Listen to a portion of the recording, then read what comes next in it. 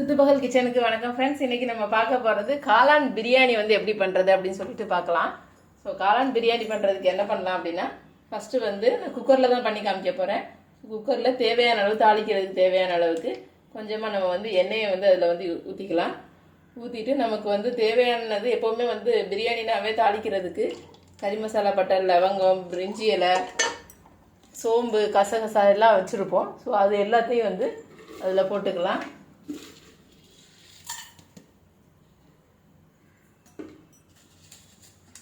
போட்டுக்கலாம், லைட்டாக வதக்கிக்கலாம்.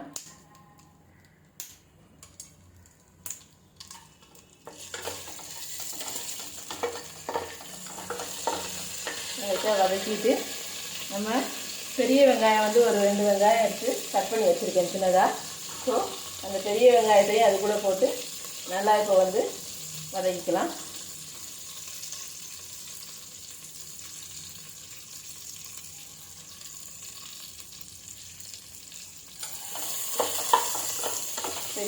பெரிய வெங்காயம் வதக்கும் போது 2 பெரிய சைஸு பச்சை மிளகாய் வந்து போட்டுக்கிறேன்.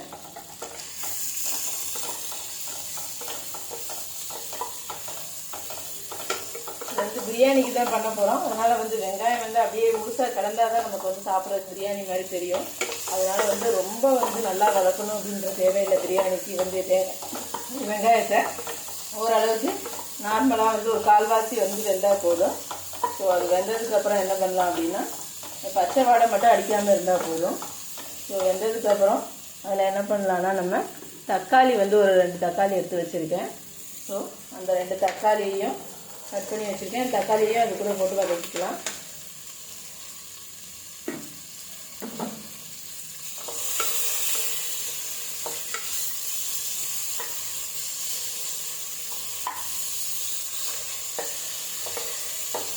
தக்காளி வதக்கும் போது என்ன பண்ணலான்னா, இஞ்சி பூண்டு பேஸ்ட் எடுத்து வச்சுருக்கோம்.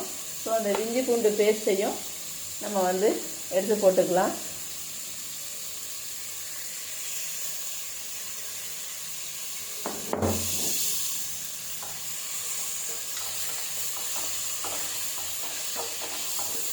ஒரு டேபிள் ஸ்பூன் அளவுக்கு இஞ்சி பூண்டு பேஸ்ட் போட்டோம்னா போதும்.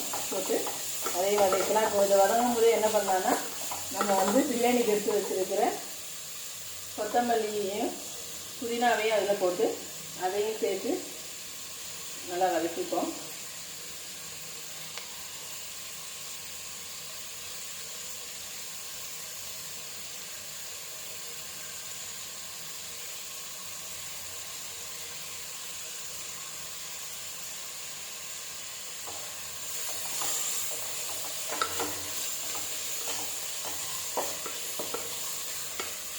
வதங்கும்போதே நம்ம லைட்டாக தேவையான அளவுக்கு சால்ட்டு போட்டுக்கலாம். சால்ட்டு போட்டு வதக்கணும்னா கொஞ்சம் வந்து வெங்காயம்லாம் சீக்கிரமாக வதங்கிடும். ஸோ அதனால் சால்ட்டையும் போட்டே வதக்குறேன். ரொம்ப நேரம் வதக்கணும் தேவையில்லை. லைட்டாக வந்து வதக்கினா போதும், ஒரு கால்வாசி அளவுக்கு. ஆனால் பிடிச்ச அளவு செஞ்சிடக்கூடாது. ஸோ அதனால் நல்லா வந்து கிளறிக்கிட்டே இருங்க.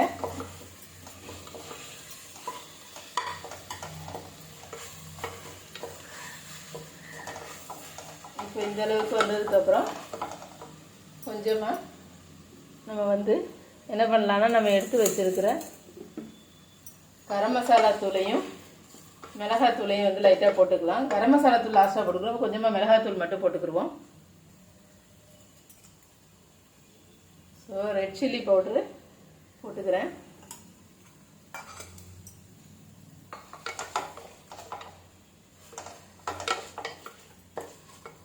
வதங்கவே நம்ம வந்து என்ன பண்ணால், நம்ம வந்து காளானை வந்து க்ளீன் பண்ணிவிட்டு கட் பண்ணி வச்சுருக்கோம்.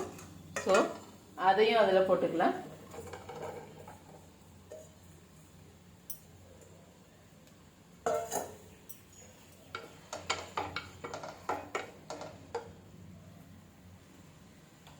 காளானை போட்டதுக்கப்புறம் நம்ம என்ன பண்ணலான்னா, தயிர் எடுத்து வச்சுருக்கேன். ஸோ தயிர் வந்து ஒரு கப் அளவுக்கு தயிர் வந்து அதில் வந்து ஊற்றிக்கலாம்.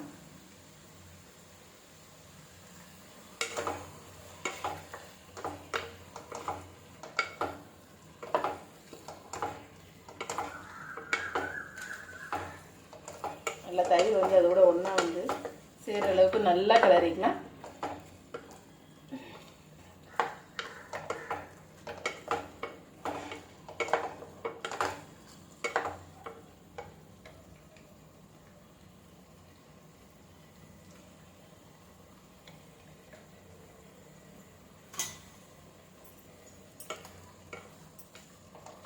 தயிரெல்லாம் போட்டதுக்கப்புறம் இப்போ வந்து நம்ம என்ன பண்ணலான்னா கடைசியாக கரம் மசாலா தூளையும் போட்டுக்கிடுவோம்.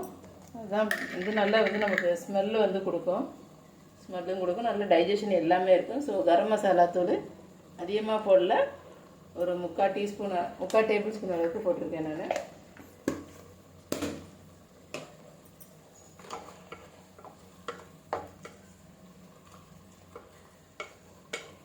ஒரு நிமிஷத்துக்கு அப்படியே கொஞ்சம் வந்து காளான் சேர்ந்து வேகிற அளவுக்கு நல்லா கிளறிக்கலாம்.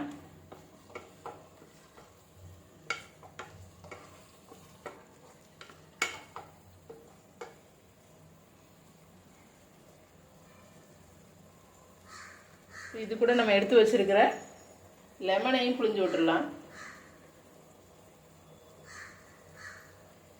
லெமன் நம்ம புளியறதுனால தான் தக்காளி வந்து 2 தக்காளி போட்டிருக்கோம், இல்லைன்னா தக்காளி 3 தக்காளி போட்டிருக்கோம்.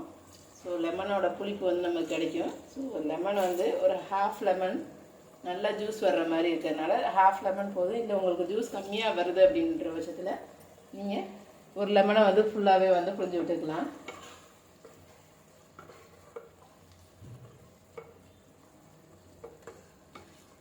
இப்போ நான் பாஸ்மதி ரைஸை ஒரு 1/2 மணி நேரம் நல்லா ஊற வச்சுருக்கேன். ஸோ அந்த பாஸ்மதி ரைஸை இது கூட சேர்த்துக்கல போகிறேன்.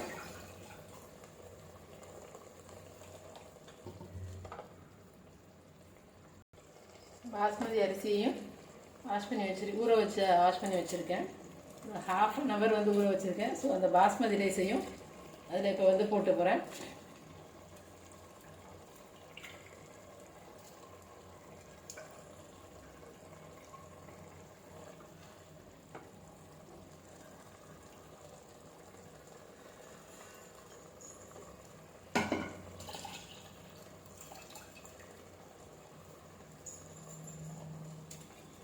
நம்ம எடுத்து வச்சிருக்கிற மெஷர்மெண்ட் கப்பில் 1 கப்பு பாஸ்மதி ரைஸ்க்கு 1.5 கப்பு தண்ணின்னு ஊற்ற போகிறேன். ஏன்னா ஒரு 1/2 கப்பு வந்து நம்ம காய் வந்து வேக வச்சுருக்கோம். ஸோ அந்த காய்க்கும் சேர்த்து இந்த காளான்லாம் வேக வச்சுருக்கோம், அதுக்கும் சேர்த்து ஒரு 1/4 கப்பு ஊற்றுறேன். ஸோ இதுக்கு 1 கப்பு பாஸ்மதி ரைஸ்க்கு 1.5 கப்பு அளவுக்கு தண்ணி ஊற்றிக்கலாம்.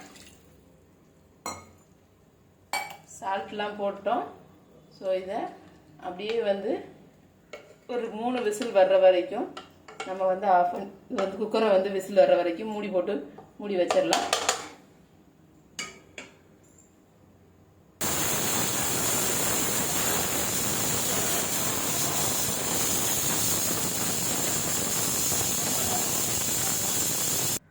இப்போ விசில் அடங்கி எடுத்ததுக்கப்புறம் என்ன பண்ண போகிறோம்னா, நம்ம எடுத்து வச்சிருக்கிற நெய் வந்து ஒரு டேபிள் ஸ்பூன் அளவுக்கு லைட்டாக அதில் வந்து போடலாம்.